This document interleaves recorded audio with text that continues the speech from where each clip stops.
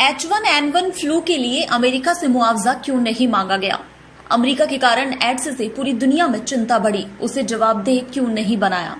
America के कारण 2008 की आर्थिक मंदी आई, पर अमेरिका से कोई सवाल नहीं किया गया। कोरोना वायरस को लेकर छिड़ी जुबानी जंग के बीच चीन ने अमेरिका पर जोरदार प्रहार किया है। चीन ने पूछा कि जब HIV और N1H1 वायरस का केंद्र अमेरिका के रहने के बावजूद उस पर कोई दंड नहीं लगाया गया, तो फिर कोरोना संकट में हमारे खिलाफ कार्रवाई की मांग क्यों हो रही है? दरअसल अमेरिका के राष्ट्रपति डोनाल्ड ट्रंप ने चीन को आगाह किया है कि अगर ये पाया गया कि वह कोरोना वायरस वैश्विक महामारी को फैलाने का जिम्मेदार है और उसे इसके बारे में जानकारी थी, तो उसे इसके नतीजे भुगतने होंगे। चीनी विदेश मंत्रालय ने इस पर जवाब दिया है। मंत्रालय के प्रवक्ता गेंग शुआंग ने कहा, 2009 में H1N1 फ्लू की शुरुआत हुई और वो दुनिया के 214 देशों और क्षेत्रों में फैला। इससे दुनिया में कोई 2 लाख लोगों की जान गई। क्या किसी ने अमेरिका से मुआवजे की मांग की? वो यहीं नहीं रुके। चीन ने 80 के दशक में फैले HIV को लेकर भी अमेरिका पर निशाना साधा है और कहा है कि एड्स की खोज सबसे पहले 1980 के दशक में अमेरिका में हुई थी और पूरी दुनिया में फैली, जिससे पूरी दुनिया में चिंता बढ़ गई। क्या किसी ने अमेरिका को जवाबदेह ठहराया? आपको बता दें, दिसंबर में कोरोना वायरस का मामला सामने आने के बाद ही ट्रंप ने उसे चीनी वायरस बुलाना शुरू किया था और आरोप लगाए थे कि उसने वायरस को लेकर दुनिया से सच छुपाया।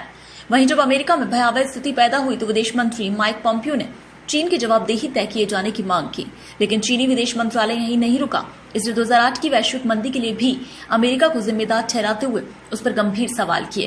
प्रवक्ता ने नेशनल यूनिवर्सिटी ऑफ सिंगापुर के प्रोफेसर किशोर महबूबानी के एक वक्तव्य का हवाला देते हुए कहा कि अमेरिका में लीमैन ब्रदर्स के गिरने से 2008 में वैश्विक आर्थिक संकट पैदा हुआ, लेकिन किसी ने अमेरिका से नहीं कहा कि आपको इसके परिणाम भुगतने पड़ेंगे। आपको बता दें कि अमेरिका ने चीन पर कोरोना वायरस से जुड़ी कुछ अहम जानकारियां छिपाने का आरोप लगाया।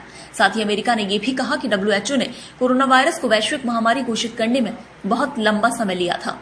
ट्रंप ने शनिवार को भी आरोप लगाया कि चीन ने अमेरिका के साथ गैर पारदर्शी व्यवहार किया और शुरुआत में उसके साथ सहयोग नहीं किया गया। ट्रंप ने कहा, अगर वो जानबूझकर इसे फैलाने के जिम्मेदार पाए गए तो इसके परिणाम भुगतने होंगे। आप जानते हैं, शायद 1917 के बाद किसी ने इतने बड़े पैमाने पर लोगों को मरते हुए नहीं देखा।